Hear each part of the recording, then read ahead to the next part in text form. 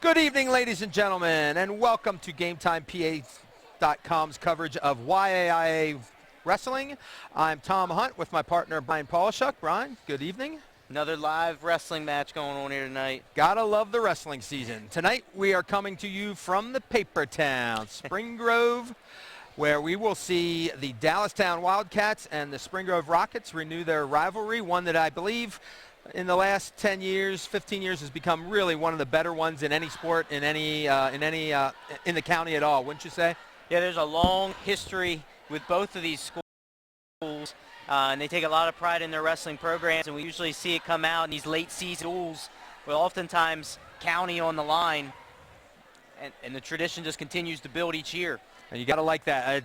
You throw Southwestern into the mix, and then New Oxford, and it makes for some really fun matches, and we talked about this before. We're glad that the people at schedule do have that idea to keep those towards the end. So basically tonight we're looking at Dallastown coming at 9-2, and they come off of a weekend where they were at their own Dallastown duels, where they went 2-0, losing their second match of the year, 35-30 to Methacton. Methacton's always a good team from down in the District 1 area, whereas Spring Grove comes in at 12-1, and they had the weekend off after their big win with Southwestern, so I'm sure they probably enjoyed it. I believe they might have even given the kids a rare day off here in wrestling season. Sometimes late in the season, a day off to recuperate. At this point in the season, you got a lot of bumps and bruises, and you're just trying to make it to the end of the season with everybody healthy.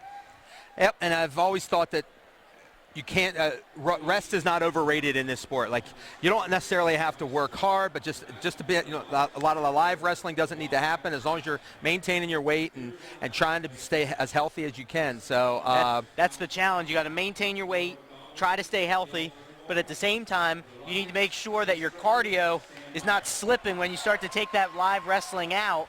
So it's always a juggling act as a coach. Yep. So for tonight's visiting team, Dallastown, we got their two best wrestlers are probably kids that people may know. Bryce Shields, a senior heavyweight, 220, 285, and Dalton Dockerty at 126, a junior coming in. Shields has been around, I think, since his freshman year in the starting lineup, so this is his fourth year as a Wildcat starter. Big guy, I know, pretty athletic. Big, athletic, strong. He wrestles almost like a lightweight at 220 pounds. Right. It seems like, because I think he came in as a middleweight and then bumped up pretty quickly, and now has been at 95 or 220 the last 2 or 3 years. So he comes in with having won the Solanco tournament to start the year and second at Governor Mifflin, which is a pretty good one. And I believe the kid he lost to, Brian Kennerly, is one of the better kids in the state, maybe a state qualifier from Upper Darby. He's one that definitely has his eyes set on states and getting to the podium and then placing high in the state. Then Dalton Dockerty at 126 also won Solanco and then won the Governor Mifflin Holiday Tournament. So he's off to a good start. And then probably a kid that doesn't get as much attention because of those two is Drake Pugh, who has been in the lineup. He's another one of those kids I think that took some early lumps for Dallastown and is now his senior year and looking to, again, extend it, maybe get into the postseason and reach Hershey if possible. Yeah, Dallastown's got a lot of talent in the upper weights, which allows them to get a lot of bonus points up on the board. With Pugh at 170, they got Cameron Green at 182, and then they followed up with Shields at 220. Those are three high-quality guys who are putting points on the board late in the matches.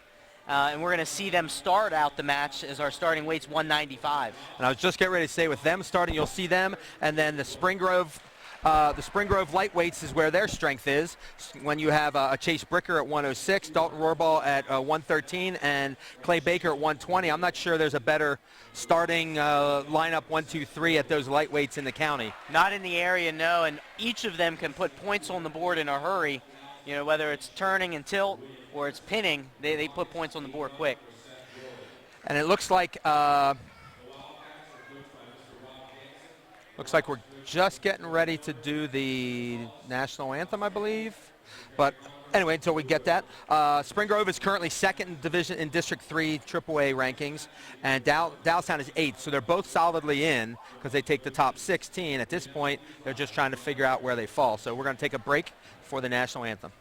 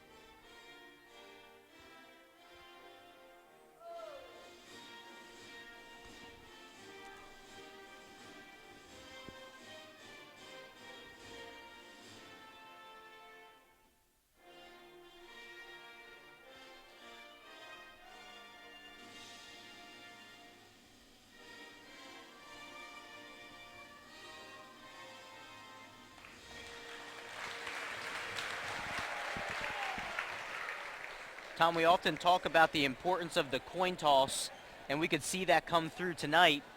With starting at 195, Dallastown's got to be looking at Bryce Shields at 220 and trying to get a favorable matchup, and that always comes down to the dreaded flip.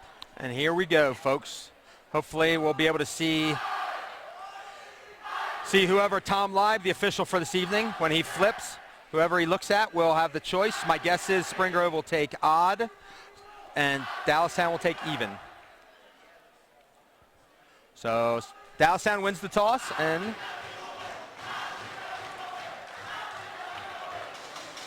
so that's the second big match in a row that Spring Grove has had and lost the coin flip. So seemed to work out okay with them with Southwestern, coming out with a 41.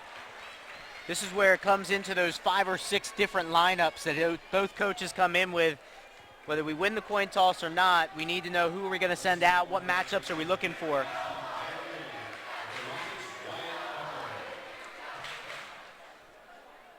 So I believe we have Cameron Green out for Dallastown and Wyatt Becker for Spring Grove.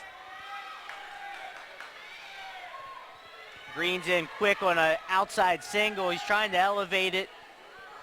Wyatt's digging in for a Wizards, not able to get there.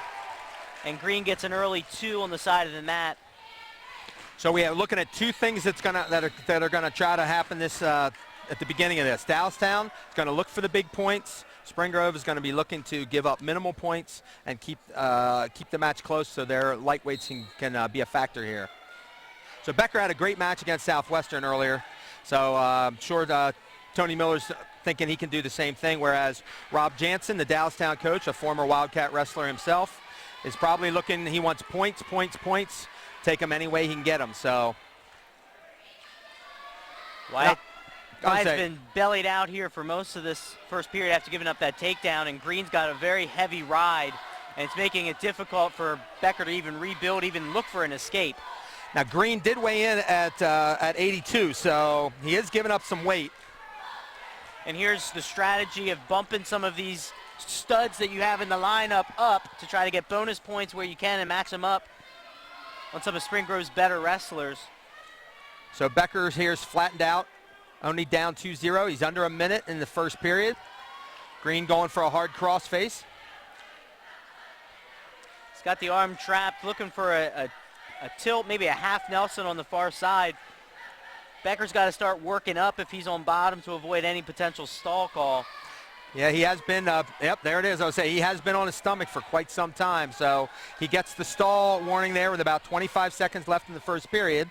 Yeah, and Green's riding parallel. He's not getting out to the side, but he is staying busy enough up top and tying up hands that it is making it look like he's doing all of the work. And at this point in time, Becker's not doing enough to convince the ref otherwise. So now he is on it. Becker did get to his base, but we're going to have a restart with 5.2 seconds left. Not always easy to give up that kind of weight at this point in the season, because you got to figure the weigh-ins, they probably each ate a little bit. So Becker looking for the point, and he gets it with 1.6 left. So that's a nice move on Becker's part to just kind of stay working and get the point. Yeah, he was getting ridden out for a good solid minute and a half, and then with a nice restart, he gets out, gets the point, which is much needed in a situation like this, and now he's down 2-1 to start the second. Green's choice, and he takes down. So Becker will see what Becker has on the top position. Of course, when you have that weight advantage, you want to try to keep that on him as much as possible. Yeah, you oftentimes hear coaches say, make him carry your weight, and you want to try to wear on the opponent, but here Green gets to his feet in a hurry. Becker returns him to the mat. Green pops up right away. He's got to start breaking his hips and get some space. He keeps lifting him and taking him down, but Green's always able to kind of catch himself and build his base immediately, so now he's chopping the arm. Green's doing a good job of when he gets returned to the mat, he's not going to his belly, he's going to his base, which allows him to fire up right away. Becker kept returning him, but you exert a lot of energy in the process, and then he gives up a reversal. So with 1:14 left in the second period, it's now 4-1 Green. He lets him up. I believe he's going to probably look for a big move out of the neutral position. Having the only takedown in the match, probably feels pretty comfortable that he might have the edge there. And Becker has to be careful. He can't keep backing up. He's already got the stall warning. He's got hit by that stall early, and you always have to keep that in the back of your mind as you go forward. Green drops in on a low single, and he's going to look to finish if he can turn the corner. Wyatt's trying to create some space. Has a whizzer on the far side, but Green, if he elevates this and turns the corner and attacks the other side. And there he gets the 2 with 33 seconds left to expand his lead to 6-2 in the 195-pound match. So far, Becker's done what he's supposed to do, and Green's scoring. The question is, will he score enough to get those bonus? Now, Becker will have choice here in about 16 seconds for the third period.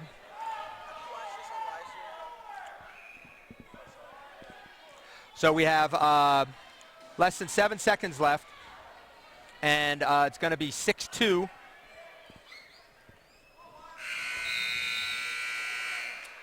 So now we go into the third. Green's got a 6-2 lead. You'd have to think that Green's looking for bonus points here, so he needs to start putting some points on the board. He's been controlling the pace of the match, but without getting back points, it's hard to get those 8 points, that 8-point deficit that you need. So he does take down. He's up to his feet immediately. So at this point, gets returned there. You see a lot of wrestlers, they get to their feet, but they don't create enough space between their hips and the opponent's hips. And oftentimes that's what's going to force you to get bellied back out. Becker works back up. He's working hands. Green does a good job of following and returning him to the mat.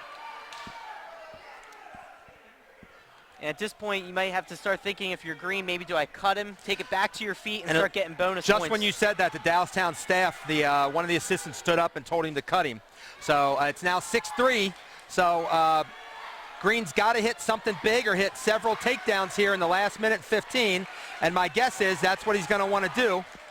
So he's got one and it's now 8-4. Green's hit several low singles. And now Becker's in on the outside. Doesn't look like he has. Green looks like he's got the whizzer in enough, and he's trying. If he pulls him back in, does he have an ankle?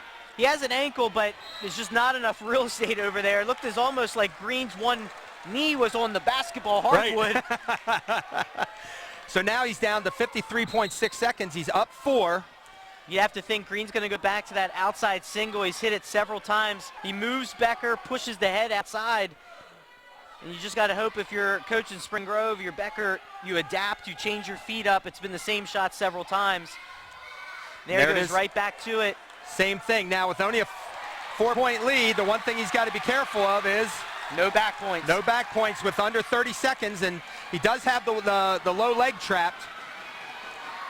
Looks like Becker's just trying to belly out a little bit here. Trying to belly out. He's trying to crawl forward. He's in a dangerous position, though, with this down leg cradle. Now he rolls him. Looks like we got 2 back. 2 back in the last 10 seconds, so that's going to be enough to give up the major. And just like that, we go from a descent to a major. And it almost looked like on that last shot, Becker tried to go for a throw, ends up putting himself in danger. Green capitalizes, and that's a crucial team point to start this match off. And it's so hard. You think about both kids. Green working for 5.5, finally gets what he wants, whereas Becker's working to avoid it. And sure enough, he ends up to his back, and I believe we're going to see one of the matchups that we're looking for. Looks like Nate Young. So this is what Dallastown wants. They want Nate Young and Bryce Shields. So we come into this match, and we have to think Shields is the favorite going in based off of his track record. Young also has an impressive resume. He's a big, solid kid. And they're both really good athletes. Really good athletes. Shields immediately works into hand fighting. He's very, very good at controlling the opponent's head. And goes right into a high crotch. And he gives up the 2. And here he's in the same position Becker was in last match, where his leg is caught. He gets to his base and avoids giving up any back points. So I believe Shields showing a little bit of his slickness, which you don't always use that word when you're talking a 220-pounder, but definitely slick in getting that taken down. Of course, he's a little brother of a former Dallastown wrestler who I believe, I'm not sure, his brother wrestled I don't think he got above maybe 45. 140, 145, yeah. So Young gets a quick escape here to make it 2-1 with about 1:20 left. Shields goes right back to that underhook. He goes underhook, high crotch, and he's so strong and quick that it's hard to defend. And you have two kids with the same body type, too. Lots of thickness in the middle, waist down, big legs, so you know you're going to see a lot of the same type of movement.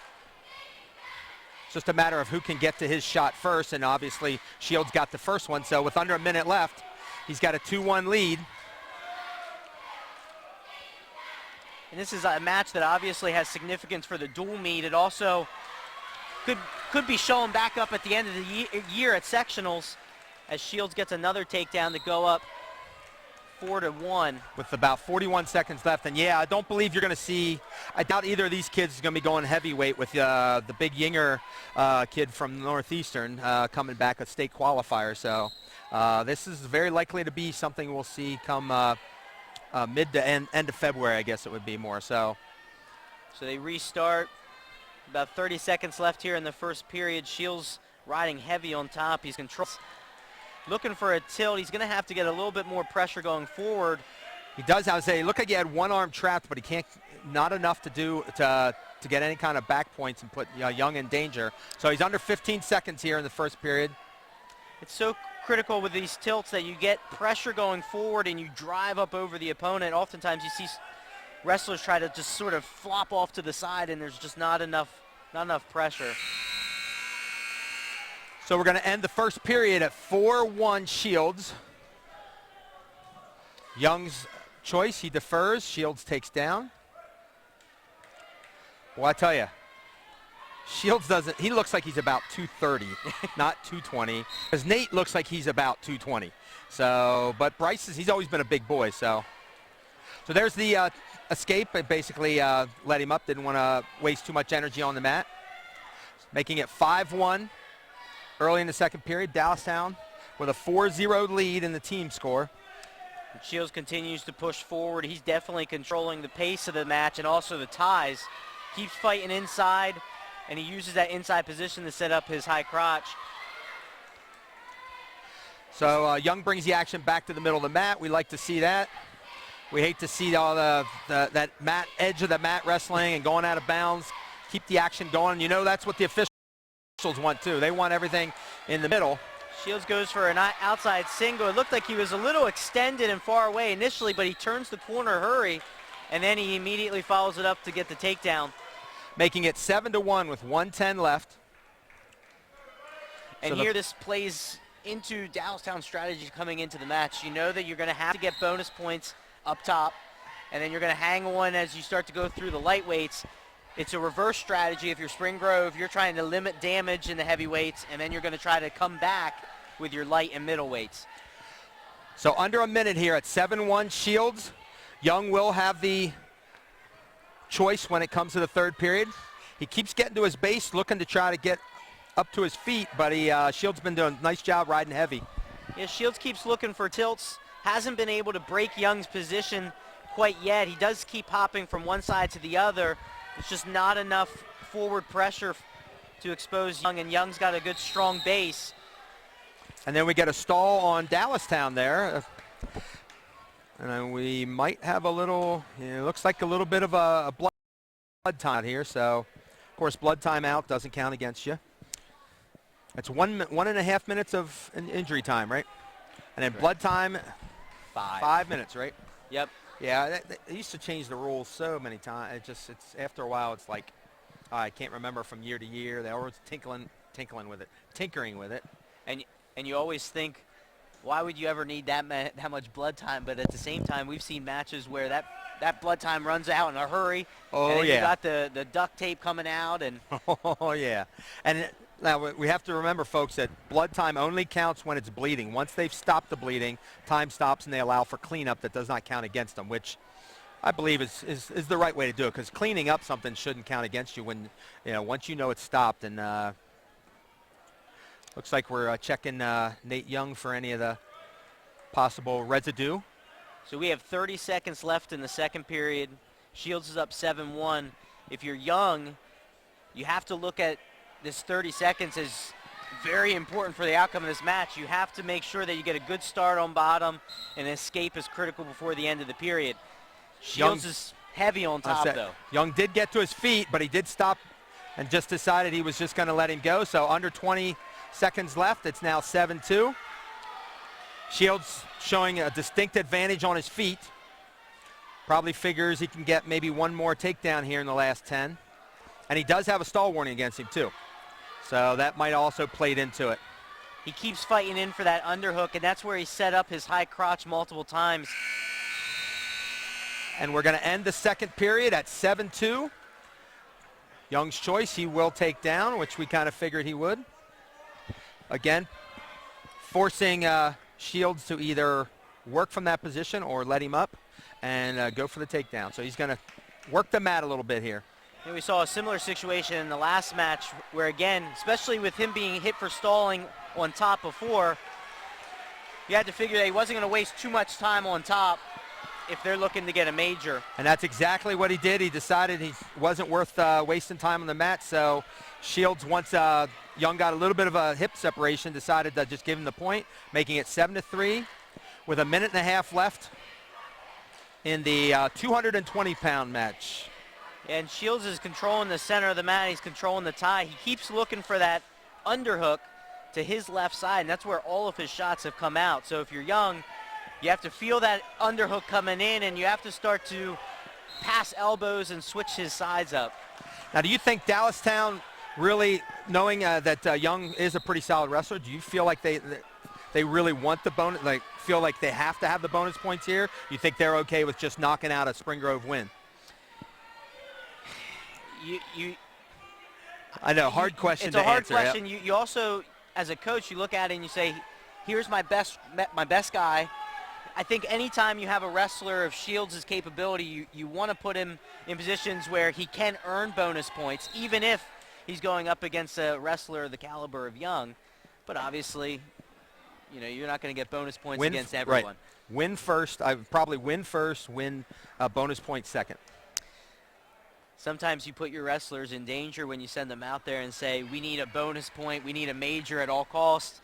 Your wrestler goes out, rushes, pushes the pace too much, puts himself in danger, and now you go from a guaranteed win to holding on or a loss. Yep. And especially when you know you have a quality opponent, you have to be really careful there, because you get caught by Nate Young. He's not a slouch. He's a strong, athletic kid for this weight.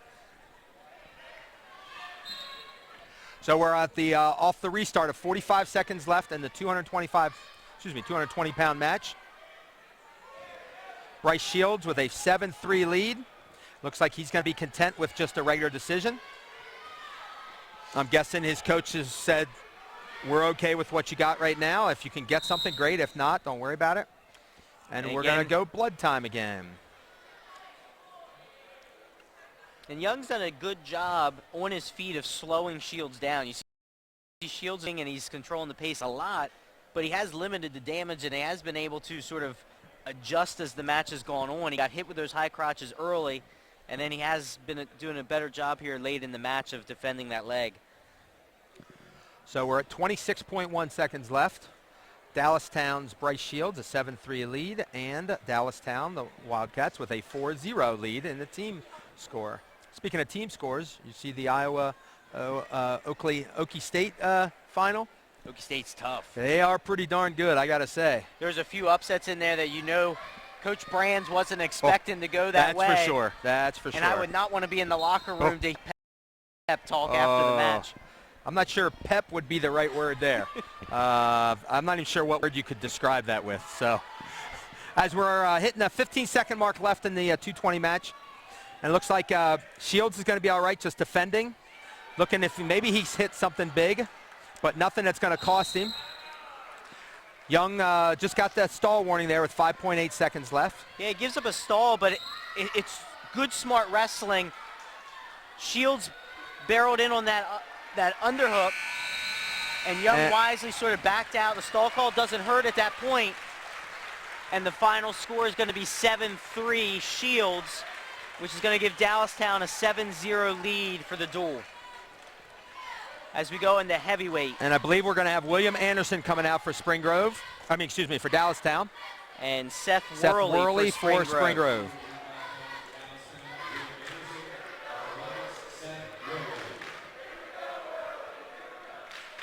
And again, edge goes to Dallastown on this one. I think experience alone. I believe Anderson has at least 1 year of starting under his belt, if not 2. And here's where, to your credit, what you were talking about last match, you put Shields on Young, and even not getting the bonus points, you make it possible to win the first 3 matches, which is always good, especially when you come into a hostile environment like Spring Grove. And it's another packed crowd. It's really, it's fun to have this kind of atmosphere for the big matches. So the takedown to Anderson in the first 30 seconds there, and he's riding tough. Looks like he's hanging on a leg there. Yeah, he's looking got that for the hard. He's got that ankle hooked on top, which makes it very, very difficult for the bottom guy to just do much of anything. You can really ride on that for a while. Now, refs will occasionally look back there and say, you know, improve. Do something with it. Just don't hold something on. with it. Yep. And now Anderson's just going to let Whirley up to make it 2-1 with 56 seconds left in the first. Anderson goes immediately in on another double leg. And this is 2 more kids who weighed in at 220. So you're looking at 2 kids that are probably pretty close. Whirley 218.6 and Anderson 206. So both, wow, Shields and Anderson are 206 and 207.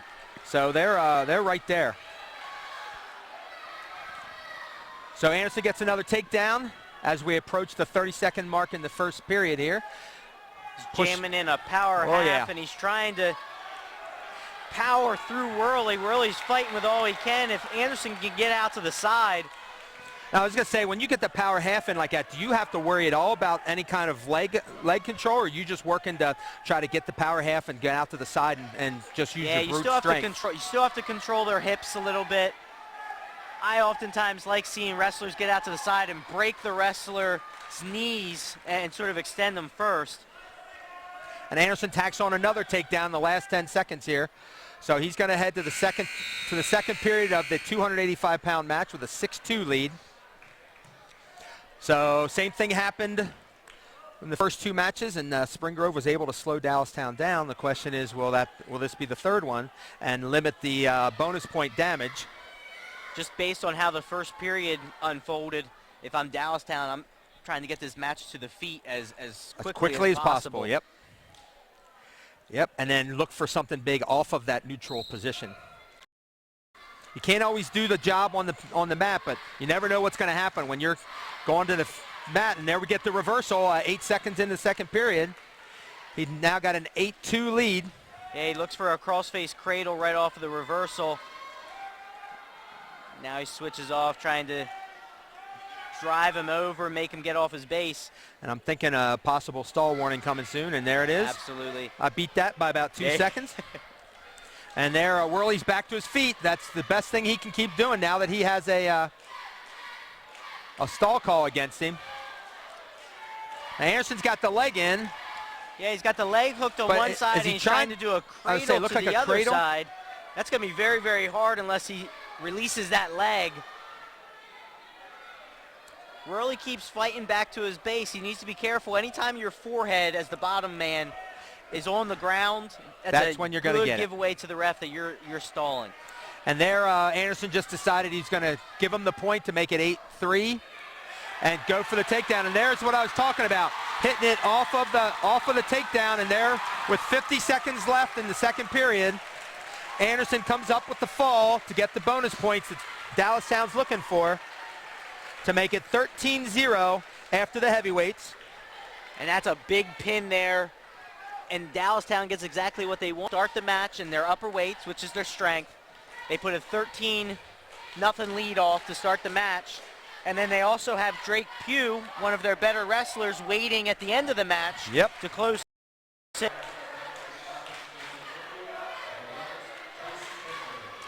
So for Dallastown, I believe we have Cale Turnbull. I believe you are correct. And for Spring Grove, Chase Bricker.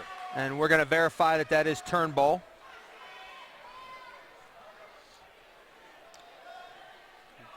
Bricker working a Russian to his left side. Now he switches off, drops to a single, Turnbull sprawls out, extends him very nicely. He does have, looks like Turnbull's got a little bit of length on him. Both guys working that over-under position where they both have the same thing. Now Turnbull goes in on his shot. Becker keeps digging in that underhook.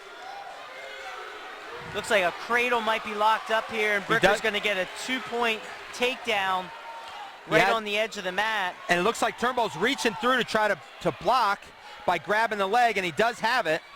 But Becker's just going to push him out. He's going to take the 2-0 lead and the restart at 1:04 of the first period of the 106-pound match. Yeah, good scramble by both wrestlers. Turnbull actually initiates the shot, doesn't finish, gets caught.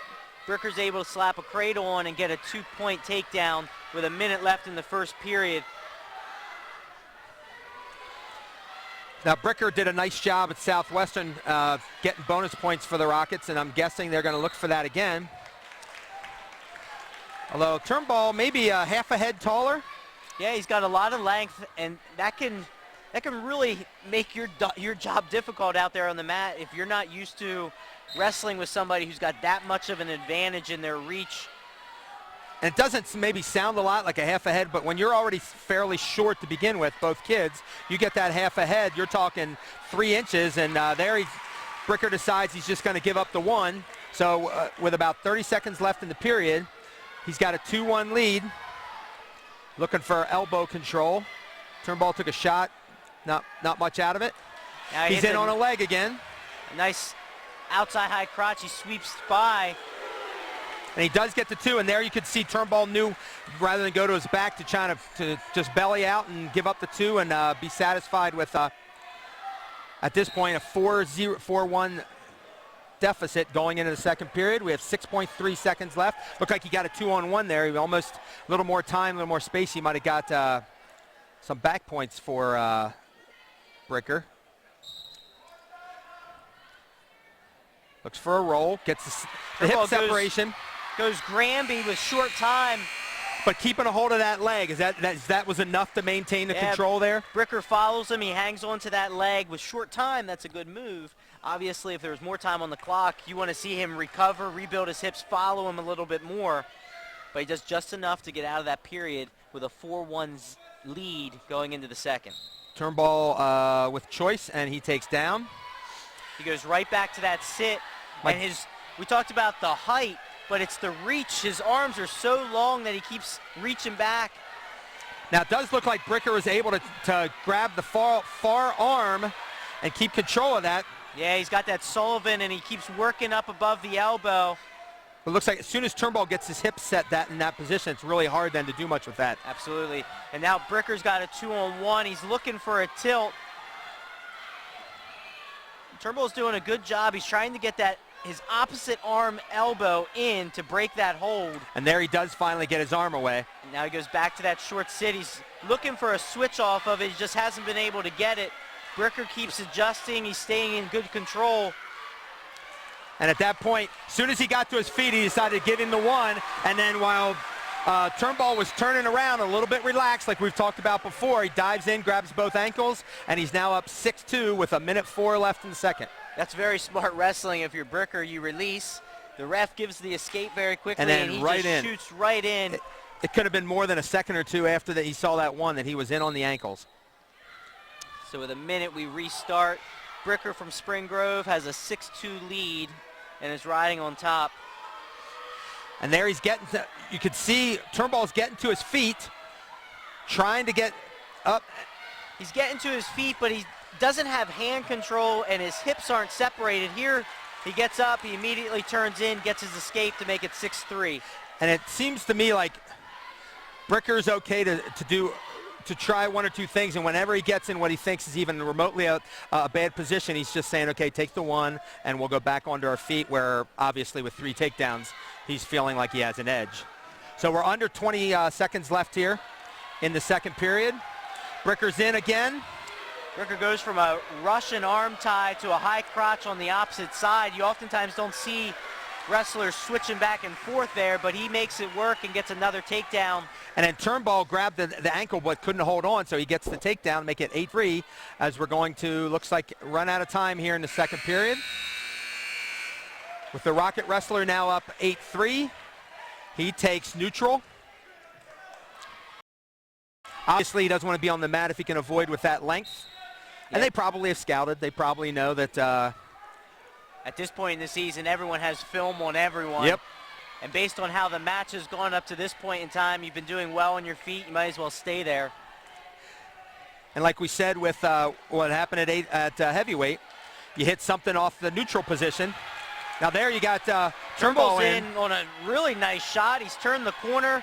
Bricker's jamming that whizzer and he's fighting it off well, but Turnbull's in deep and has a chance to finish. He gets around the waist. It looked like it was two there when Bricker's hands hit the mat. Now it looks like the ref's waving it off. Looks like he waved it off because now it's two for Spring Grove, and it looks like he almost locks the cradle up. Does he have the cradle? Not quite. He looked like he had it for a second maybe. So Bricker's now up 8-5. Although, did he wave off the two? I think they waved it off and then awarded the two to Bricker. It's a 10-6 score according to the scoreboard. But I have a feeling it's probably should be 4. We'll have to wait here. We're under a minute left. Turnbull's got a underhook. He goes for his shot, then Bricker goes right back in for a dump and finishes up another takedown to make it 12-6 with 30 seconds left. Could be 12-6. It could be 12-4. I have to be honest with you, I'm just not sure if they took the, I wasn't watching the scoreboard when they waved off the initial 2 there.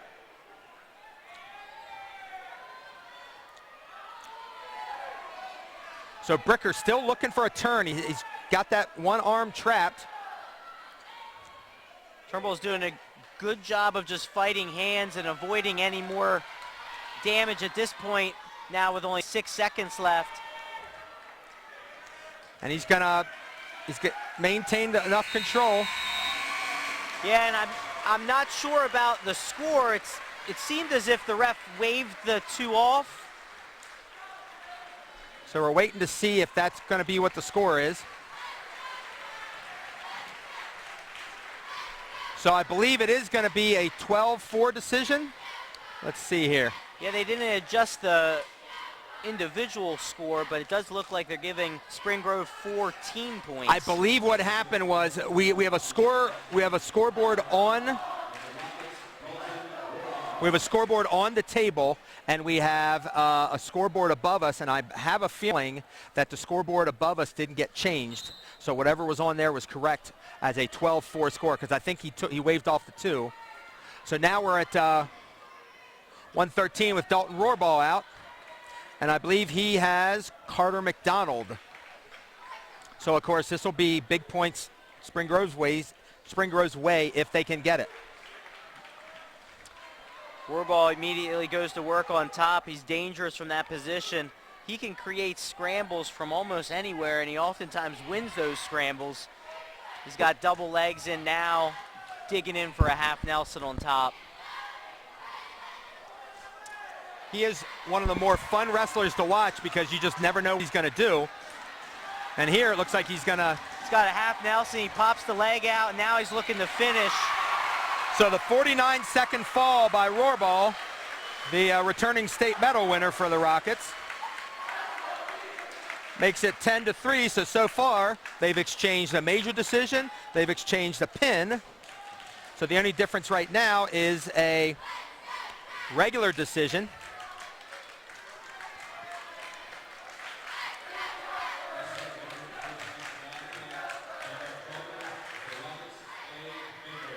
So we have Donovan Troger coming out for Dallastown, and I believe Clay Baker for Spring Grove.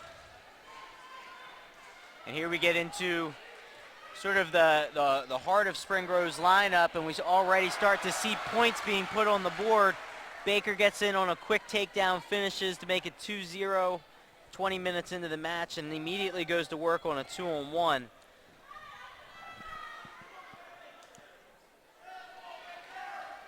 So again, this is where Dallastown trying to limit the damage. Spring Grove looking for as many points as possible, because this would be the third of the three outstanding lightweights, excuse me, for Dallastown, and looks like Baker's going to get his 3. He's holding 3, but of course, until he shows he's released the hold. And here's where on top that you can be very tricky as to how you release that hold. You see some schools have gotten so good at keeping that position while still getting their points, and they just keep going from right one back to another. Yep. So it's like, how are they maintaining that same position, getting their 3 points, and then ending up in the same exact thing? So Baker's looking for a crossface cradle. It almost looks like he has it locked up. Unfortunately for him, his leg is caught. Troger's doing a good job of just keeping him out in front, which is making it difficult for him to finish it. So we're under 30 seconds of the first period here. 5-0 lead for Clay Baker from Spring Grove, as the Rockets have cut into the 13-0 deficit to make it 13-10 as we enter our 6th match, almost halfway through this match. The bout, I should say, the whole team bout. And they go out of bounds with 14 seconds left in the first. It's a 5-0 lead for Baker. Troger's on bottom. Looks like we have a caution on top. Now, they used to be, when you were in school, was there something different, like you could only be in the middle of the back or something, and then they changed it for a while? That's one reason why I could never be an official, is that positioning stuff. I know the elbow. You always want to slide. People want to kind of cheat and grab, slide off the elbow quickly. Yeah, you always see people trying to get the upper hand, and people are really sneaky about it. You start watching guys on top. They'll line up in position, and then they'll start pushing their weight forward. And the ref is oftentimes looking at where the head is on the back and where their hands are, and they're not noticing that the top guy's pushing up. So he's already trying to get a little bit of an advantage with the weight. And I've seen guys on bottom get hit for cautions when they start to move. So it's a lot of strategy and how much can you get away with. There's Baker in on a low single, and he gets the takedown again to extend his lead to 7-0. He immediately climbs up the back, and he's right back to that 2-on-1 where he got back points early in the first. And he's looking to extend him. He rolls through, puts him in criteria for another set of back points. And it is a pretty tight one, too. He can't quite get, not as tight as the couple we saw up at Southwestern, but enough that he's going to get his 3 as they get to the edge of the mat. And my guess is he'll just kind of, he is going to point back in. Pulls him back in. I believe he's still holding, though, that same tilt, and hasn't been awarded his back points yet. So unless he thinks maybe he can get something more out of it, which... Well, he switches from a 2-on-1, he jams a bar in, and now he does have him stacked up. And does have he gets the sit in, which doesn't always mean you're going to get the... It definitely puts the opponent in a little bit more pain, but it oftentimes makes it difficult for you to finish it. So he extends his lead to 10-0 with about 40 seconds left in the second period. He immediately captures that far wrist and puts himself right back in that 2-on-1. Here's where, if you're on bottom, you're looking at that boundary and you're thinking, how can I get myself get there? And he is get a restart. Looked like Baker was working the bar and a half, or bar and a wrist, but he's going to run out of time in the second, and probably a little bit of space here as he pulls him back in, and does get the stall warning with just under 2 seconds left. So Baker will enter the... Will enter the third with a 10-0 lead. And I believe it was his option, so he took top. So Baker took top, looking possibly now feeling maybe he's worn him out a little bit. At the very least, get 5 from the top and get the tech fall, or possibly the fall and get that extra bonus point. And the way he's been controlling the position on top, you go on your feet, you get a takedown, that gives you one opportunity for another turn. Whereas if you start on top, you put him on his back, you don't finish it, you have another opportunity. Here he gets away from the tilts and goes half. And he does get the half with 24 seconds left in the third period. Baker comes through with the fall. to give Spring Grove its first lead of the night at 16-13. And I believe we will probably see Dalton Dockerty coming out.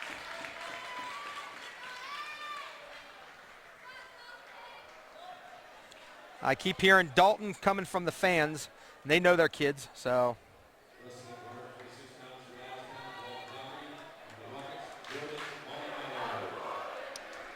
So for Spring Grove, it's Jordan Maldonado. And for Dallastown, Dalton Dockerty. Jordan, known more as a cross-country runner, and a very good one. Finds himself on his back pretty quickly there.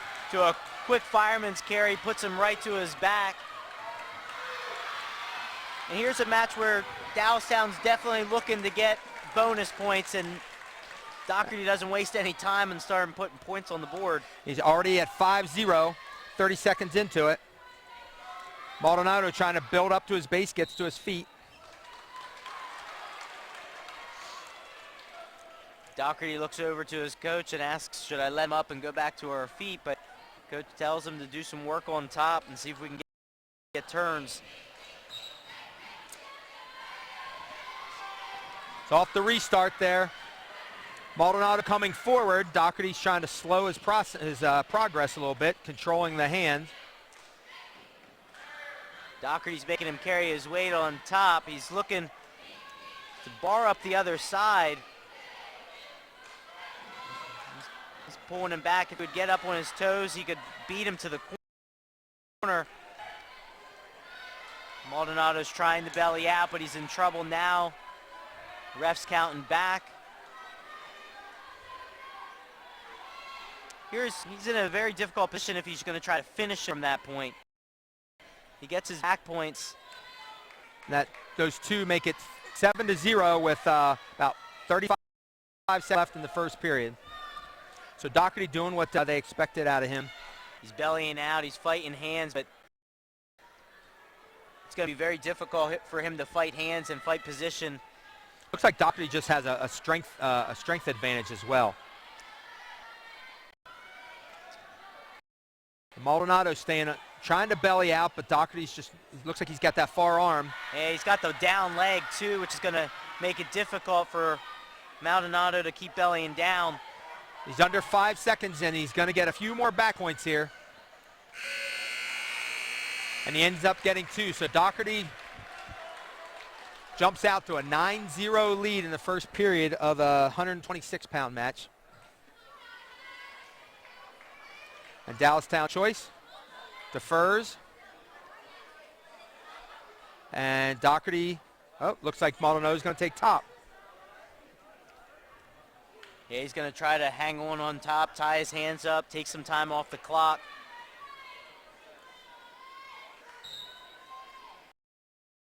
Dockerty quickly gets up to his feet. Maldonado releases him, gives up a quick one. Dockerty set up a really nice fireman's carry early first period, and he's looking for it again. He's snapping, goes right into the same fireman's from the first period, puts him on his back again. You can see he's going inside control, bouncing his weight, getting him to step forward, and then he's just firing in underneath. So that gives him a 14-0 lead. So what Dockerty has to do now is, if he wants that bonus point for the pin, he's going to have to really be careful and work for getting in a position where he's going to actually be able to finish it. And it looks like he's almost got, does he have the bottom arm there? Just going for a old school quarter Nelson. Yeah, a quarter Nelson, that's right. Maldonado, if he can just avoid giving up more than the 3 back points, will save a team point. But it looks like he's got the leg trapped too, doesn't he? Yeah, the leg's trapped, and that's going to make it difficult for Maldonado to rebuild his base. Dockerty went away from the tilts and the other turns because he knows he's got one chance, so whatever he puts him on his back with is going to have to be tight. And there he does get him. He's going to get bonus points now. He's going to have to squeeze. If he wants to, he's going to have to keep him there, because as soon as he gets off out of that position, he'll get nothing but a tech falls. Maldonado, he's got a leg back. He's got 9 seconds. It's going to be a long time. He's got it locked tight. I don't think going anywhere. The question is, Can he bring that near shoulder down? Maldonado is fighting, he's bridging. If he bellies out, and he's able to fight it off. And it is going to be a technical fall. We just didn't get the buzzer. So he's going to pick up 5 team points for Dallastown to give them 18's team lead going into the 132 bout.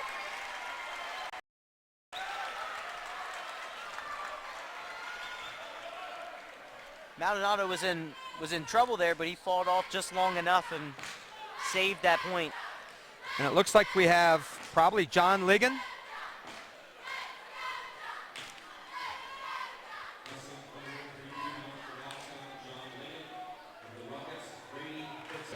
And Brady Pitzer, who weighed in at 126, is now bumped up to 132. So we have Lian from Dallastown, Pitzer from Spring Grove.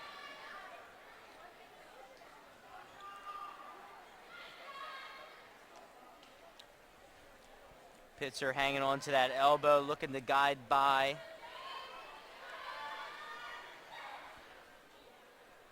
Lian looks like he definitely has a height and reach advantage in this match. For sure. Boy, he's got some to him. He's controlling the head. He's got to be careful about going on his heels.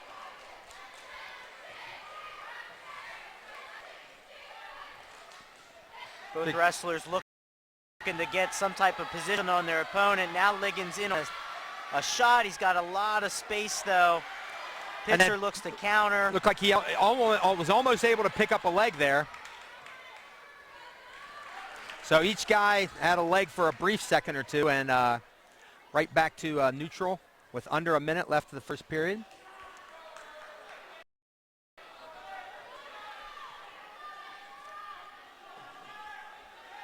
Ligan's keeping Pitzer's head down and trying to move him around from there. He just hasn't been able to set up a shot or get an angle off of it. And as a reminder, folks, Spring Grove undefeated in Division I right now. Dallastown with 1 loss. So they're looking to keep their title hopes alive with a win here. And it looks like Ligan's length, he's almost got. Yeah, he's looking to step over and hook that leg. He doesn't have it hooked quite yet. Say, looks like he's got a hold of it with a hand. Pitzer's got his leg. He's trying to center and face up. And as long as he keeps very close. And he was able to keep his hand in there just long enough. And it's Pitzer at the buzzer. Pitzer at the buzzer gets the 2. It looked like Ligan went for possibly a headlock, and Pitzer was able to stop it and just kind of push back and end up on top. Yeah, Ligan goes for a headlock there. It almost looked like Pitzer stepped in, locked around the hips, and just almost tripped him right to his back. Right. So Ligan's going to take down. He's down 2-0 on the last second takedown. We'll see what Pitzer can do from the top position. To a certain degree, you're upset at takedown, but it could have been worse. So then he gets those 2 points nearly back here as he hooks the leg. Right there it is. And in the first period, he was in a very similar situation. Couldn't hook the leg to get the takedown. Now he quickly hooks it. And now there's a reversal, and he's going to pick up a couple back points. So Pitzer, with the reversal and the 2 points, is now up 6-2. Ligan, a nice job with the reversal, but it looked like he could let his hips get low, and Pitzer was able to come around. Now he's looking for the old snapback. Yeah, Ligan got to a short sit position, but he didn't create enough space. Now he finds himself in trouble. He's getting his head ripped. And when you have a long kid like that, looked like he tried to turn in, but Pitzer was able to maintain his position. Now falls into a headlock. Pitzer's looking to elevate the head off the mat. And Ligan right now is just trying to make sure he cannot get, now he's getting pulled onto his back. Ligan's looking to lock and roll through. He keeps trying to do the roll. Unfortunately, but he's sometimes not able when you try to roll through, you put yourself in worse position. And it looked like he might have just done it there. Now the legs, he's kind of hanging the legs up in the air as it's balance. Pitzer's going to have to put a little more weight. There it is. With 30 seconds left in the second period, Pitzer comes through with a huge fall for Spring Grove. You can see Coach Miller super happy about that. That's a big 6 points, and that's the loudest this gym's been all match. And I have a feeling that's going to bring out a little more of the volume from the crowd. Now, unfortunately, hopefully we'll be able to hear.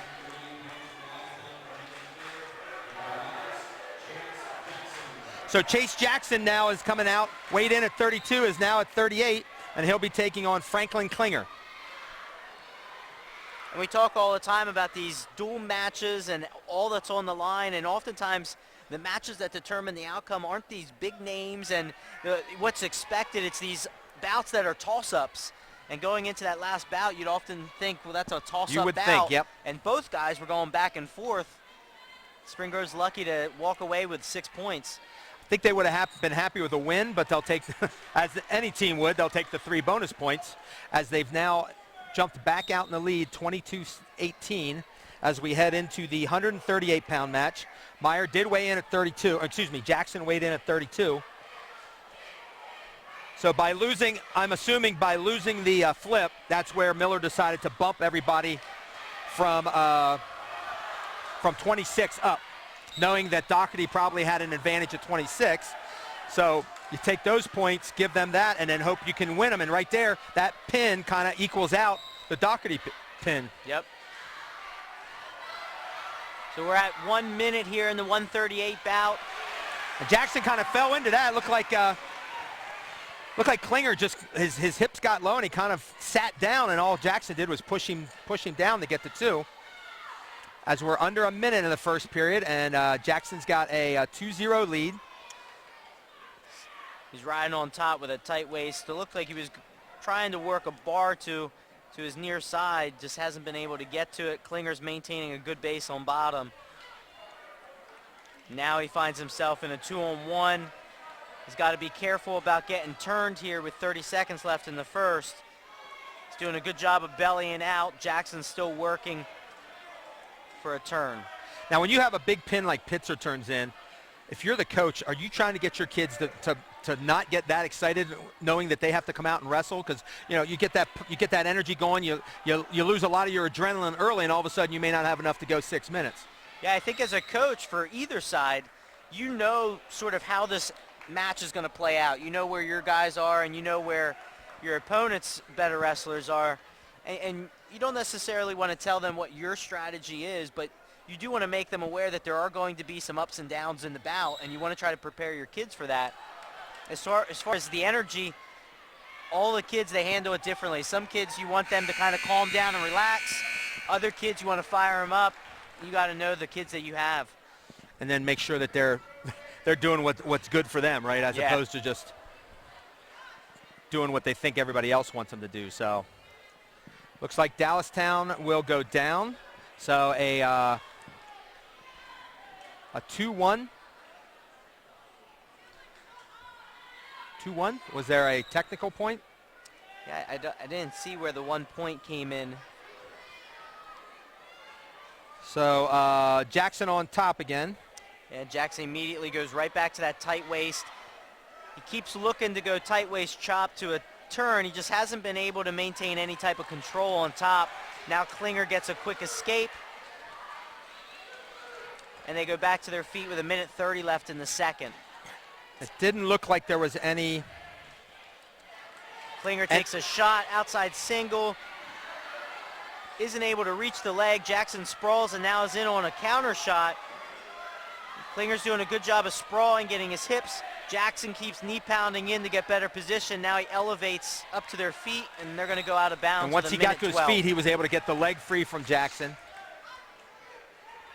It looks like we might have injury time, I believe. Injury time. Injury time.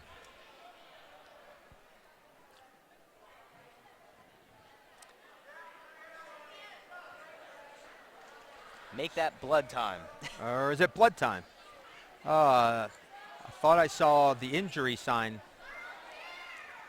We're trying to figure out where that extra point came from. So, I don't know, but I tell you, Iowa, from the fire into the frying pan, as Penn State will be heading out that way, and that'll be the Friday night match on Big Ten Network.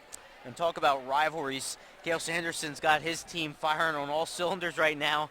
Not to mention they have a 170 pounder and Mark Hall just sitting in the reserves. Just, do you need me or not, Coach? Because I can just kind of hang out here and I can work out with the Nittany Lion Wrestling Club and just be ready to win 4 national championships. Yeah, there's not many schools out there that have that luxury of having national champs just sitting on the bench. Yeah. Yeah, so you're the #1 recruit. What are you going to do? Well, I'm going to take a year and I'm going to redshirt because there's other guys that are really good ahead of me. I could beat them, but I'll be okay just getting acclimated to college and kind of just getting my sights set for what could be an amazing career. Not to mention a guy of his caliber, you have to wonder at what point does he start to train for the Olympics? All right, so we did get a confirmation there was a technical violation. Jackson had a locked hands violation. So Jackson gets the takedown here, so he extends his lead with exactly 1 minute left in the second period to 4-2. Looks like we're going to have a caution on top.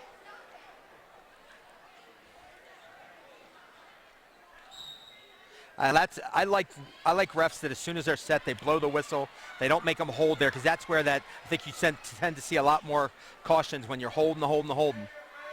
You also don't want to be the guy that does it the same every time because then kids can start to time things. Timing it, yeah. Hey, I mean, just like pros will do that when it's the snap count in a football game. Got to figure it's gonna happen here as well. Jackson now has an arm bar. He's trying to go to the backside and get some pressure on his head, but Klinger's doing a good job of working his way back up to his base. Now they're under 30 seconds. Does he still have one of the arm bar in? He still has the arm bar, just not tight enough to do any damage with it. So he releases it with about 15 seconds left in the period. Jackson with a 4-2 lead. He's been able to control him for a large portion of this match with a tight waist and sort of a trapped arm, but he hasn't been able to make it into any back points. Top, bottom, neutral. What's he do?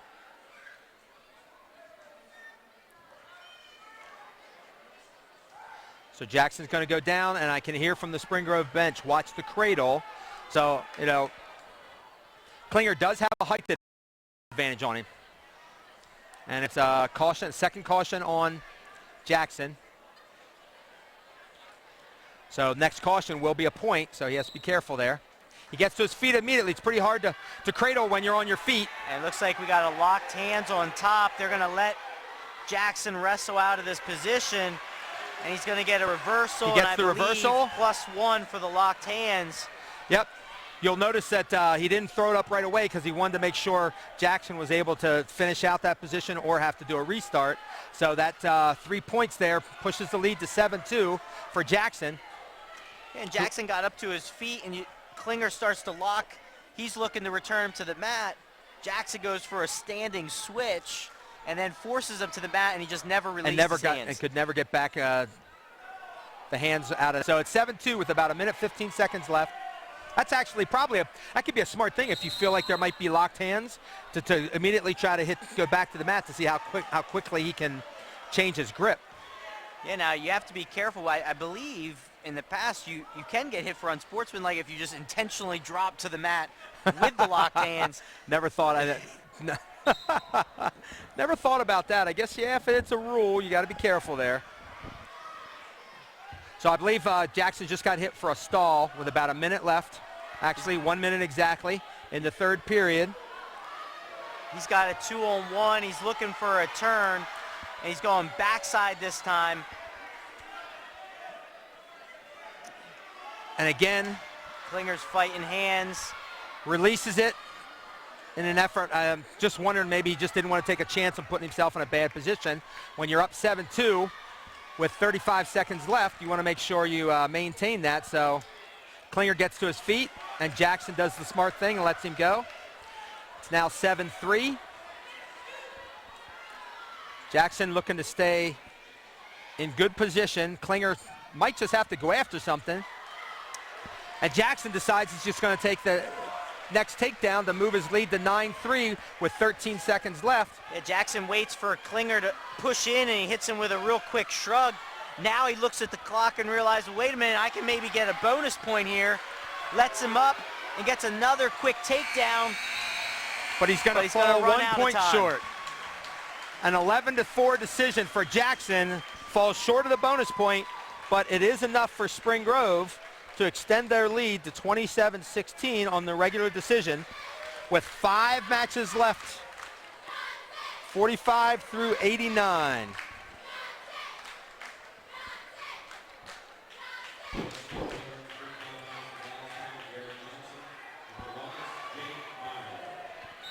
So Jake Meyer and Garrett Johnson here at 45. Meyer, again, one of the kids bumped up by Coach Miller.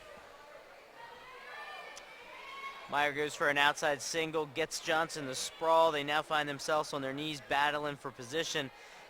He finishes that up with another outside single. He looked like he was deep enough for the shot, but he ends up letting him back up, and they go back to their feet.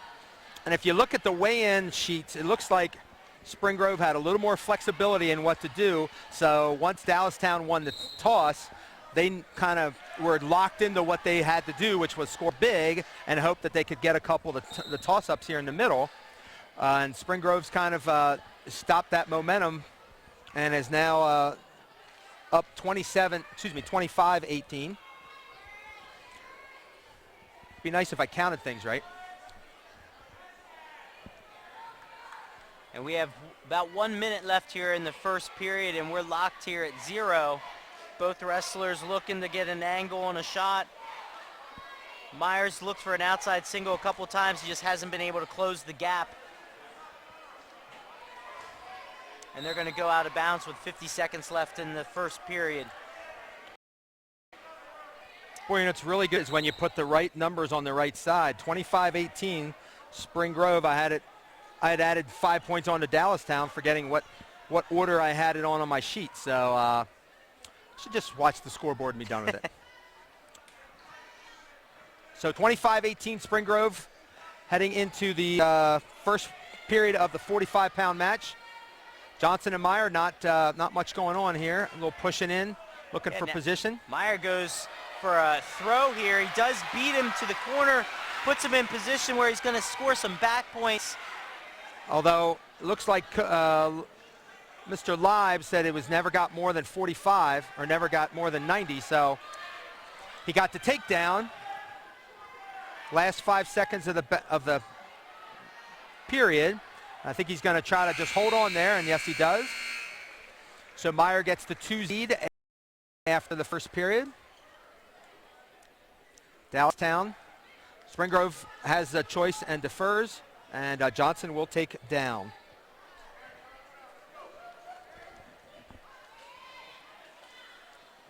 And there looked like he was about a day early.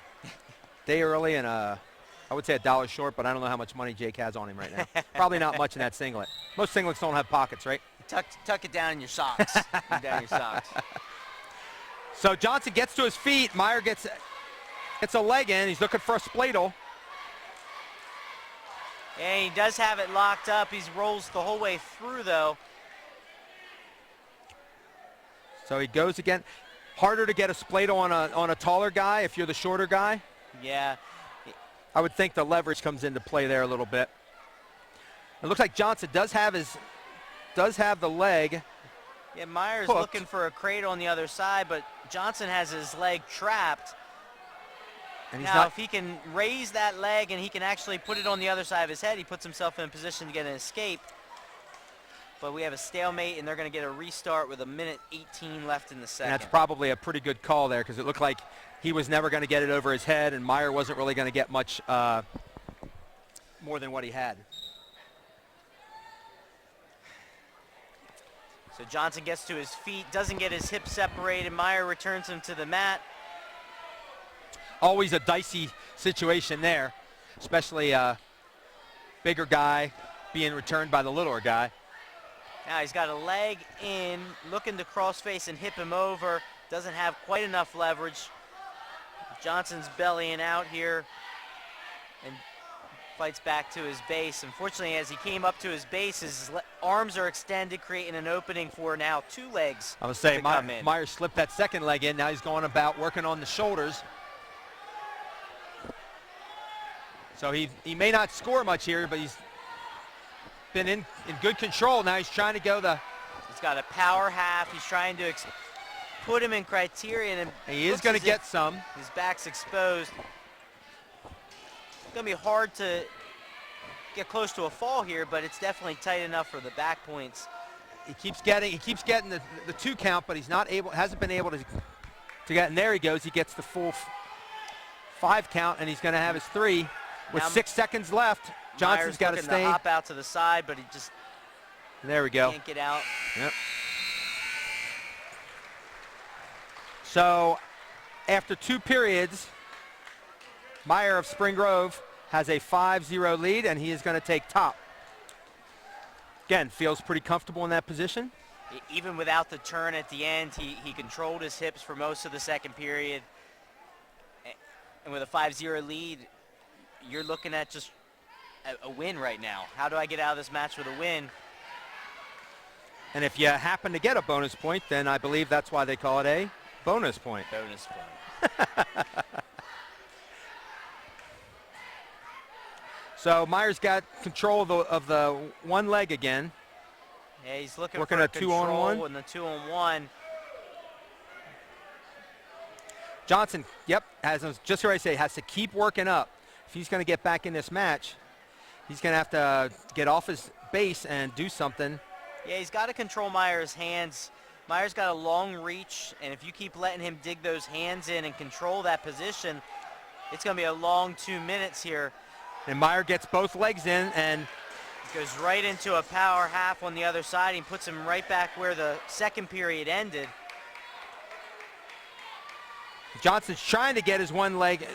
He does have Meyer's pretty high there. He's got to be careful because I believe Johnson has one of his feet. Yeah, as long as Meyer stays underneath those arms, though, he's still in pretty good position. And that would be back. I was saying that'd be the position where you're on the bottom. They always yell head hunt, right? Look for that head, try to grab that, pull that under. Yeah, so unfortunately, sometimes you start head hunting and then you start exposing other things. And there he's got the spladle. Probably not enough to get a pin, but he's going to get points, and he's under 30 seconds here. Looks like his 1 shoulder is up.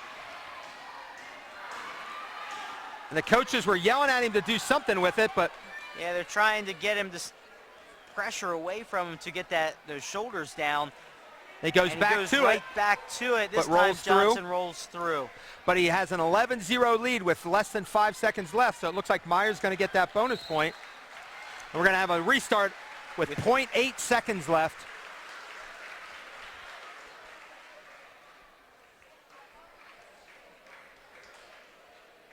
I think I've seen more spladle attempts in this match than I've seen for a while. That's for sure.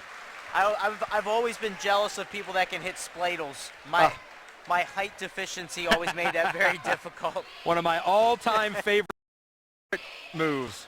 And I'll tell my best spladle in a second, once we kind of get maybe a little break in the action.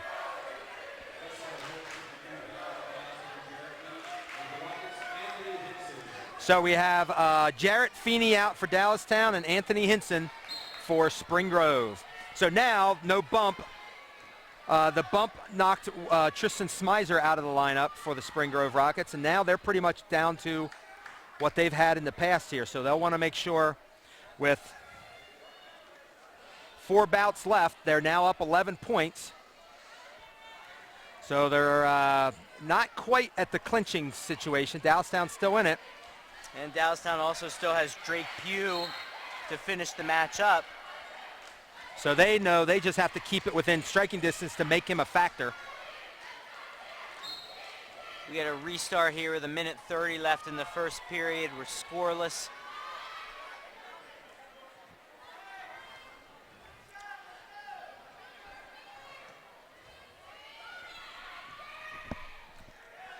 Hinson goes for a dump.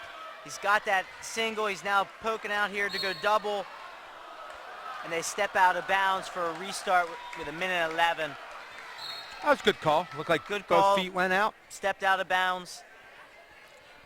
It's always hard to accept that call when your guy has when you're a the double guy. leg, but yeah, feet went past. And there, Hinson, I think maybe taken by surprise. Feny got in on a pretty nice shot. And now nice little he ankle takes him pick by there. surprise with a quick low single. And that's going to give him a 2-0 lead with 50 seconds left. And Hinson, only a sophomore in his first year of the lineup, has had a pretty solid season for the Rockets. He's looking for a tight waist tilt. He doesn't actually have any of the arms tied up, which made it difficult to put Feny in the criteria, and Feny quickly bellies out and rebuilds his base. And by reaching, it looked like Feny just was reaching out with his one arm, which was able to keep his shoulders from getting even close to the criteria. Now Hinson's got double legs in, looking for a power half on the right side. With under 15 seconds left. He goes back to a tight waist. Feny looking to roll through. Looks like he may have given up 2 back points, but now gets close to getting an escape, but just runs out of time. And it looked like an odd situation where it looked like Hinson kind of was way too low, and if Feny could have just yanked his leg out, he might have got the escape, but Hinson was able to kind of trap it. And it looks like Feny's choice, and he's going to go with neutral. Feny right off the whistle, taps on the head, goes outside single. And he's been in a couple times. He just hasn't been able to finish. Hasn't been able to lock his hands around the arm and around the leg and finish it, and then gets caught here in a reshot. Hinson goes single, turns the corner, finishes it, gets his 2. And is now up 6-0 with 1:36 left of the second period. The Rockets with a 29-18 lead with 4 matches left.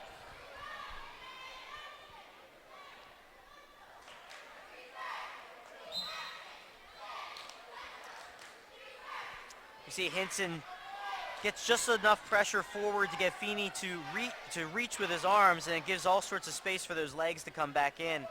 We've seen a couple wrestlers throughout the day. They bump the arms, they throw the legs in, and then they start to go to work from there. And it looks like Hinson's got 1 leg in, maybe? Yeah, not just quite, 1. but he's working. He had a leg, and now he goes claw. He sucks the guy back in. That leg actually popped out. And then when you say claw, he's basically using his knees around the other guy's midsection, right? Yeah, well, he's reaching underneath of the arm, and he's grabbing right on the sort of your trap. We need some health experts in here. Yeah, social studies, math teachers. Well, you and I don't qualify as that, so. So Hinson now up 8-0 with 40 seconds left, under 40. Looking for another bonus point. As we said, Spring Grove wants bonus points as much as possible to make sure that Pugh's match doesn't really mean much. And Hinson is on his way, but one good move by Johnson, and that becomes a decision or worse. Looks like he's going to get another cheap couple points. Feny was able to get back to his short sit, and now he's up to his feet. Doesn't get space. It gets returned to the mat. Now he's got to rebuild his base. Based on how the match has gone so far, you don't want to stay down there on your belly. That's where he's been getting exposed. And he does have a stall against him, so he does have to be careful. And it's going to be Hinson's choice here in the third. He has a 10-0 lead. I think he's going to go top. Yeah, I think he wanted to do something else, but the coaching staff said top, and he just, as you should, you listen to your coaches, you go top. Now, maybe he thought going down he could score something out of there, maybe reversal into some back points. But when you're a sophomore, you look over and what the coach says, you better do. When you're a senior, you might start to look at it and say, I think I'm okay if I go down, Coach. When you're a sophomore, you say, yes, sir. Yes, sir. Yes, sir. How often do you need me to do that? So Hinson now looks like he's got a half in. Yeah, he jams that power half in. Here's where sometimes you find yourself in legs, you get your half. You have to actually kick yourself out out and get out to the side to finish it. Which I think a lot of guys don't like to do that because it takes their body weight off the man. They're always worried that they're going to lose control. But he gets his 3, so he's now within 2 points of a tech fall. So obviously going top was a good move, and it looks like he's going to go with that power half again. Now it's a matter of, can he hold it long enough? He is not going to be able to. He's going to get the 3, which is going to be a 16-0 tech fall for Anthony Hinson, Tony Hinson. That's going to give Spring Grove a 34-18 lead going into the 160 bout. And at 160, we're probably going to have Hayden Jones coming out for Dallastown.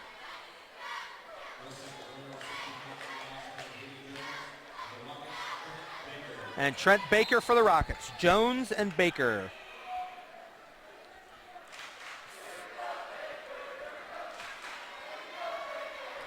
Both look like similar builds there. Maybe Jones with a little bit more definition.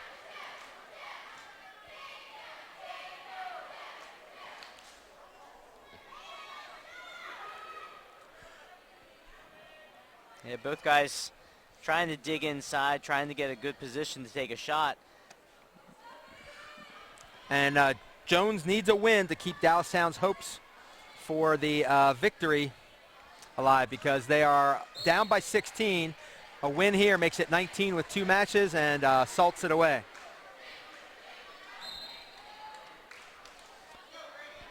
Anything Jones's way keeps it interesting for the last couple bouts. We have a pause in the action. I'm not sure if maybe we have a slip up with the time. I think we're good. That went pretty quick, so must not have been anything big. Minute 17 in the first. Baker goes for a quick whistle shot. And now Jones capitalizes. He's got the ankle. He looks for a cradle. But loses control. Baker grabs the ankle. Now it looks like Baker's back into a good position. Looking for the arm. Jones is ripping up on that ankle, trying to recover. Baker's hip started to fall there. He comes up with the leg. With a leg. Trips him and gets to take. That's a great scramble there. I don't know what was going on there for a little bit. They were going back and forth. One guy had a leg, other guy had a leg. I think each guy had at least 2 chances to score, and it was Baker that ends up getting the first takedown. Good luck breaking that down on the film. Man, that's one of those natural instinct things, isn't it? Like you just kind of keep thinking, okay, I got a leg. Where am I at? Where's the other guy? Oh, wait, he's got my leg. Now what do I do? Oh, wait, I got my leg free now. I got his leg. So Baker's got a 2-0 lead. He's riding on top with 35 seconds left in the first. And neither guy doing much right now, but yeah, Baker's got a tight waist. He's looking hands. Jones now gets to his feet, but he gets to his feet without having hands, and he gets returned right away. Baker looking for some type of maybe a 2-on-1 tilt. Yeah, he's looking 2-on-1. He's got an arm trapped. He's looking for a 2-on-1. He's just not out to the side, and Jones looks like he's a pretty strong guy down there. Does. And he's going to be hard to get out of position. You know what? I think Baker needs a nickname. If his name's Trent, I think T-Bone would be a great nickname. T-Bone. But then you got to have somebody then you got to have someone named Sirloin. New York Strip, that's too much for a nickname. It's got to be a short, sweet one. See, I immediately thought George Costanza's Seinfeld episode, T-Bone. Oh, man, that's a show I haven't seen in so long. I definitely need to go back and rewatch a bunch of those. So the second period starts off, Baker on top. We're at the 160-pound match. He's up 2-0. The Rockets with a 34-18 lead in this Division I showdown. Now, this match doesn't clinch anything for Spring Grove, as they still have 2 division matches left, but I believe what it does is put it in position where the New Oxford win would then clinch at least a tie. Yes. And New Oxford comes into Spring Grove on Thursday, and I believe the following week Spring Grove has West York to finish out I believe it is West York. Schedule. Yep. So not much going on. Baker looking for some kind of... Yeah, he's digging underneath, and he's making Jones carry his weight, but he's not getting out to the side. Both guys maintaining basically their position. Looks like we're going to have a Yep, stall call on top. T-Bone gets hit. It's like every time he tries to get that wrist control, Jones just has enough power to make sure that he's not going to get it. Spring Grove, another caution. Anticipating a little bit, I think. Yeah, it looks like that caution, they got a little aggressive on where that hand was on the belly button. Jones hits a quick short sit, turns back in though, right to his belly. Now he gets back up to his base. Baker on top, just maintaining this ride, tying up his hands when he can. And with 30 seconds left, he still has a 2-0 lead in the second. Now he has been hit for that stall call earlier in this period, and so he's got to be making careful that he's out to the side and he's making it look as if he's attempting a turn. Yeah, because it looks like he has one arm, might be almost have a bar in. Yeah, he does have a bar in, but he can't get anything on the other side, so might just be a 2-minute physical wear down and see what he gets from there. So we go into the third. Baker's got a 2-0 lead. He is going to go down.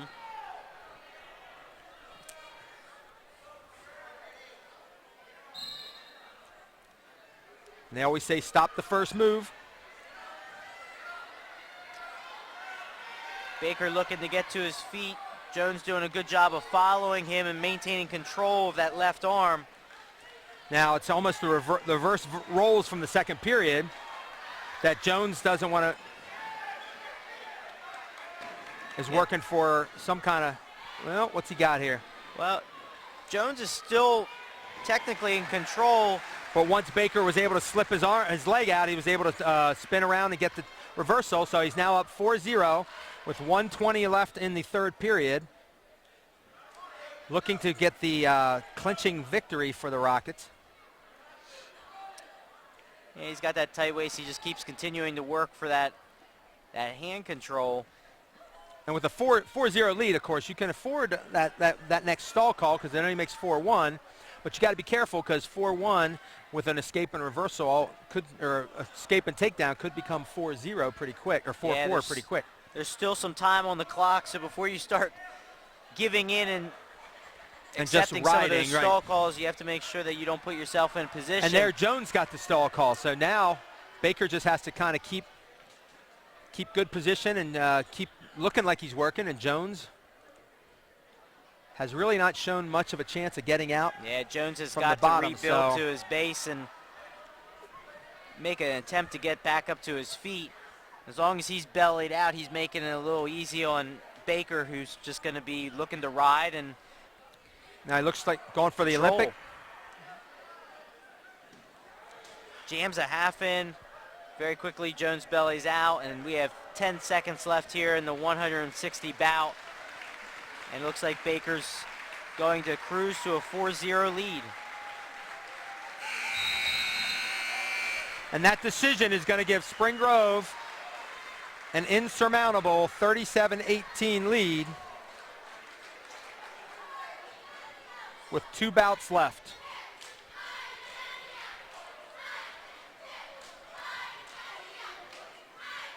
So it's 70.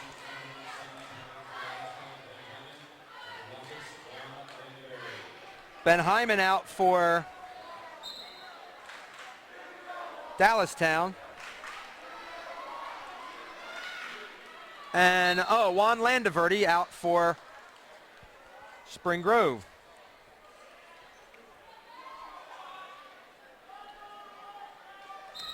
Heyman gets a quick takedown here to start the match. He's got a 2-0 lead, 10 seconds into the first.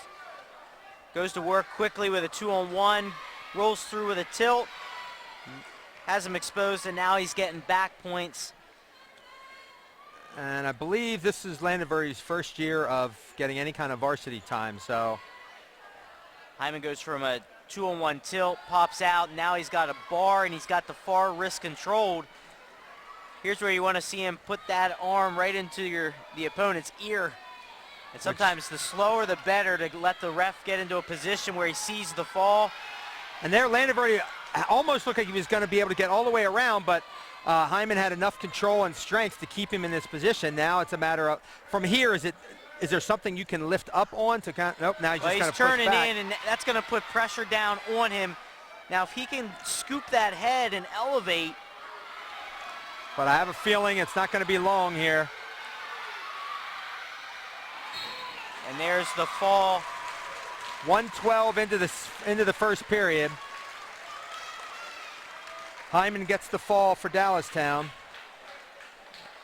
to make it 37-24.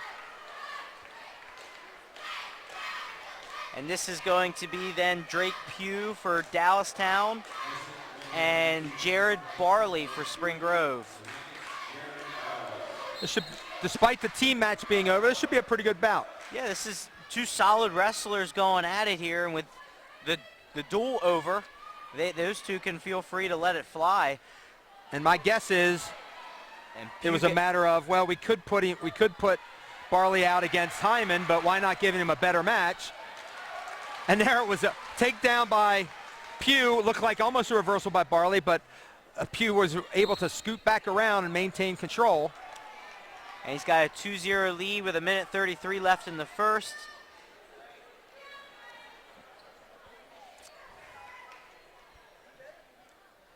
It looks like we have a caution on green again. Spring Grove may have to practice those cautions. That's a boatload of them. But then again, none of them have really hurt them in any way. And only one got 2 of them, so he was the only one in danger of giving up any points. So Pugh with a 2-0 lead in control of the 189-pound match.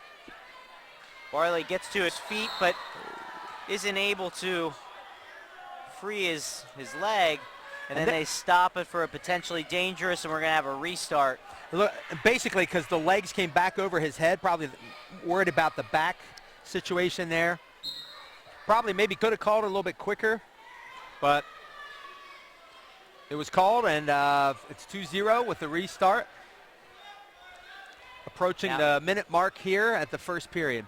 Pugh tries to throw a leg in on the other side, but Barley's protecting that side with his arm, but now the leg comes in, and Pugh's able to belly Barley out. And he's got both legs in? Both legs in. Yep. Barley's able to get one free, but now looking for a hand control.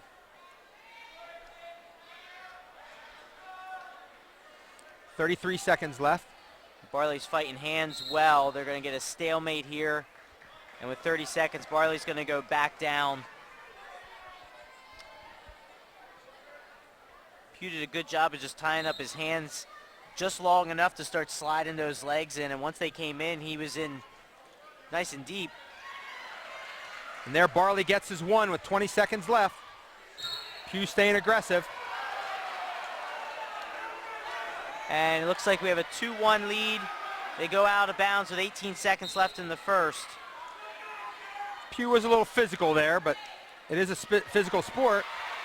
Barley's in on a nice shot. Pugh's doing a good job of defending. There's 8 seconds, so there's short time. And now Pugh's looking to step around. Barley needs to hold on to make sure he doesn't give up any points with seconds left. Barley got in on the nice shot, just wasn't able to finish it. Pugh ends up putting himself in a position to score. Pugh's length probably helped there a little bit. He does have a bit of a height advantage. So Barley had choice. He defers. Pugh will take down, and he's up 2-1 heading into the second period.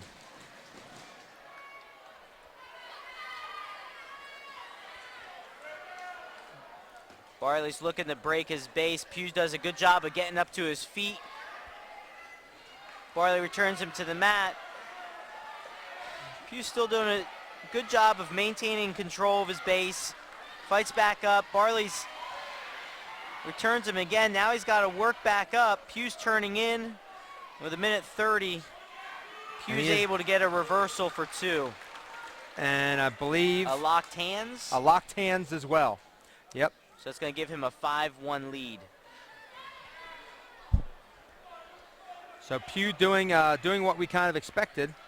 Barley hanging tough, but gives up the 1-pointer, and it's 5-2 with 1:05 left in the second period. And these two have really been going at it on their feet, so it's good to see the match go up to this neutral position. And there's still a lot of time left. You can tell the early scrambles, the pace is definitely slowed down from that first 30 seconds. I think they went, hey, wait, we have another 2 periods to wrestle after this. So maybe we should pace ourselves a little bit more. Because neither of us is the Energizer Bunny. Of course, how tough is it that third period when you know you've had 2 long, tough periods. You know you have 2 more minutes that you have to finish it out. Especially against a high-quality opponent. As much mental as physical at that point, it's got to be. So there's 15 seconds left in the second. These guys still battling. Pugh goes for an inside trip. Barley steps back. And it looks like we might have an injury here. Yeah, Barley, it looked like Barley Pugh just stopped moving. Yeah, I don't know if the ref saw it or not, but unfortunately it definitely looked as if Pugh went down. And it wasn't his, I thought it might have been his head at first, but it looks like his knee. And that's where Mike Fleming on site, one of the best trainers around. Trainer Mike is one of those good guys, one of the good guys that does things the right way. Yeah, and this is always difficult to watch. It almost looked like Pugh went in for an inside trip, and I'm not sure if his foot got stuck in the mat, but it almost looked like almost immediately he went down, almost before the takedown occurred. And at first it looked like, because he went flat and his head dropped to the mat, I thought it might have been something like somebody, like they might have hit head or head to knee or something.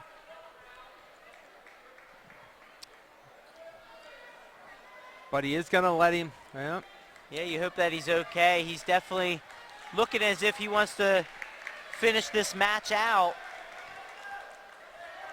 Which is always, you're up, you want to try to finish off, and you want to do your job here. Now Barley with that last second takedown made it 4-5, and now Pugh letting him up is now 5-5 with 1:52 left. Barley goes right in for a low. I almost have to think maybe the best thing could be if Pugh just, you have to. They call stalling on Barley, I believe, because he was maintaining that. And he never moved up. Trapped. Yep. And Barley's got a 7-5 lead. He's on top with 1:40. He breaks Pugh down. He looks to tie up his hands. At this point, you have to think how much is the knee affecting? Like, I got to remember, I got to be careful of my knee, but I want to stay in good position. So he's got a lot more to worry about than winning a match. That in the end doesn't mean much for the team. It means something when it comes to possible seeding time, although I have a feeling Pugh will probably he'll probably go down to 70 where he's wrestled a lot for the postseason, and Barley I don't think he's wrestled anywhere but 82. So, and there the stall call goes against Pugh. Pugh's up to his feet. He doesn't look like he's favoring the leg. He breaks away, gets his escape. It's a 7-6 bout, and we have 50 seconds left. There's a lot of time. And really, it's been a pretty even match. Unfortunately, maybe after that knee injury gave Barley a little bit of an advantage. Each guy has a stall warning, so you have to be careful. You can't keep backing. Barley with a 7-6 lead with under 30 seconds. Pugh's pushing the pace here. Looked like he was going to be able to. He got he got the leg in, but then the flip. We got 20 seconds left here in the third. Pugh trying not to favor that leg. And really, it's hard. Like as a wrestler, if you see a guy kind of favoring something, do you feel like you have to go after it right away, or do you feel kind of bad about doing it? I mean, that's kind of like That's a sticky situation, isn't it? And there, Barley just went in for the leg, and unfortunately, looked like Pugh just...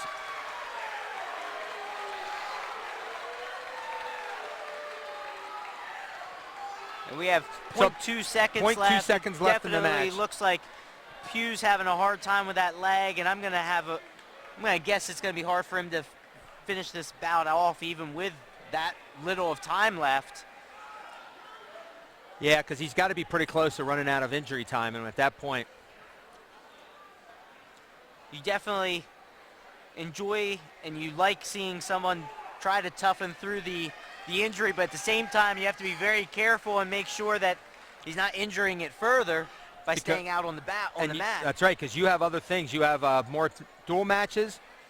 You have the postseason.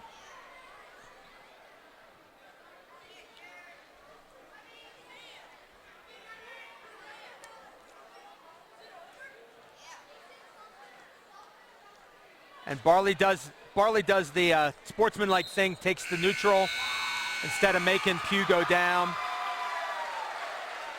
That's going to give a 9-6 win for Barley of Spring Grove, and the final bout's going to be 40-24 Rockets, and that definitely puts them in the driver's seat going into Thursday with their match against New Oxford. So what do we think? Match turns out sort of as you would expect? I think so. I think Dallastown got points where they wanted them, maybe not as many as they were hoping for. Spring Grove then got points where they wanted them, and then picked up some extra. Going back to the Pitzer win, looking for a win, getting a pin is always a good thing for the team. And not that match, I mean, it could have been a 12-point swing. 12-point swing does still end up being actually go Dallastown's way. It's only a 9-point swing. You're still looking at a victory for Spring Grove. So not that one match was the final. No, it's always a couple matches, and sometimes as a coach, it's not just one match, it's within a match. You look at small things, these takedowns that you give up at the end of matches, you give up at the end of the mat, and then oftentimes you look at these toss-ups that you go in thinking could go either way, and obviously for many of those tonight, Spring Grove won a lot of those toss-ups. And the bump up from the middleweights up ends up working out for Spring Grove. So the final score, 40-24. The Spring Grove Rockets take out Dallastown and move themselves one victory away from clinching a tie for the Division I championship. Their record now 13-1. Dallastown falls to 9-3, and both should still be in position for District 3 team championships. So for my partner, Brian Polishuk, this is Tom Hunt from Spring Grove. Thanks for joining us again. And remember, folks, one more match for the year. New Oxford at Spring Grove, Thursday evening. Have a good one.